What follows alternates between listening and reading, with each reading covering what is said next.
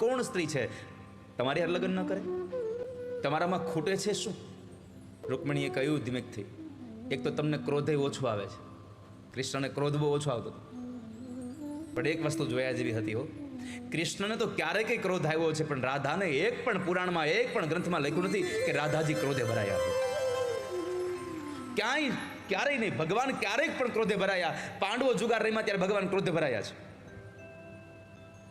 આ તમારે નહોતું કરવાનું, પણ માં રાધાજી ક્યારેય પણ ક્રોધે ભરાયા હોય એવી ઘટના લખી નથી ક્યાંય. તમે અક્રોધ છો, ક્રોધ નથી કરતા.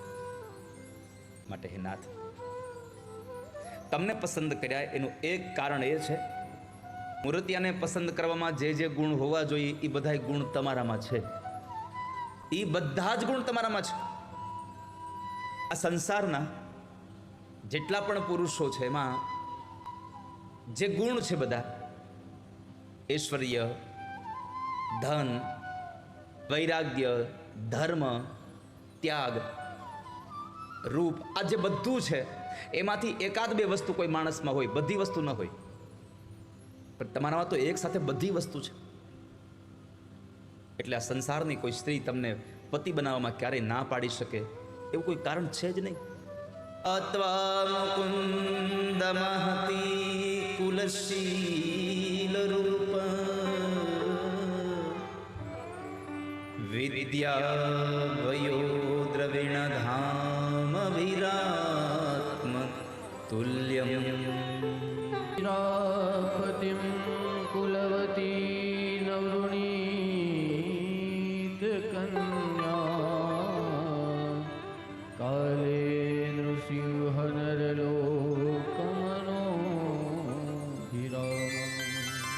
કાલે નરસિંહ નરલોક મનોભિરામમ. ભગવાન, તમારું કુટુંબ સારું છે. દીકરા દીકરીનો વ્યવિશાળ કરવો હોય ત્યારે પેલું કુટુંબ જોવું. અત્યારે તો પૈસા જ જોવામાં આવે. તમારું કુટુંબ સારું છે, તમારું ચારિત્ર્ય સારું છે, તમારું રૂપ સારું છે, તમારી વિદ્યા સારી છે, તમારી વય બરાબર છે, તમારો પૈસો બરાબર છે, અને તમારું ઘરે હારામ હારું છે. આ 7 વસ્તુ જોવી જોઈએ: કુળ, શીલ, ચારિત્ર્ય, રૂપ, વિદ્યા, વય, સંપત્તિ અને છેલ્લે ઘર. આ બધું જ તમારામાં સારું છે.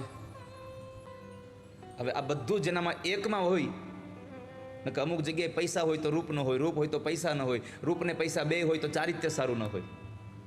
આ બધું જ તમારામાં પડ્યું છે. એટલા માટે ભગવાન, હું તમને મારા પતિ તરીકે માનું છું. મેં મનથી તમને મારા પતિ માન્યા છે. હું મનથી તમને વરી ચૂકી છું. તમે મને પત્ની માનતા હો કે ન માનતા એની મને ખબર નથી, પણ હું તમારી પત્ની છું. હું તમારો અંશ છું. અને પરમાત્માએ કહ્યું છે, મમેવા અંશો જીવલોકે જીવભૂત સનાતન. આ સંસારનો દરેક જીવાત્મા મારો અંશ છે, તો હું તમારો અંશ છું. માટે ભગવાન, મેં તમને પતિ તરીકે માન્યા છે. અને જો તમે મને પત્ની તરીકે માનતા હો, તમે મને પત્ની બનાવતા હો, તો એમ ન કહેતા તમે વહી આવો, તમારે મને લેવા આવી પડશે.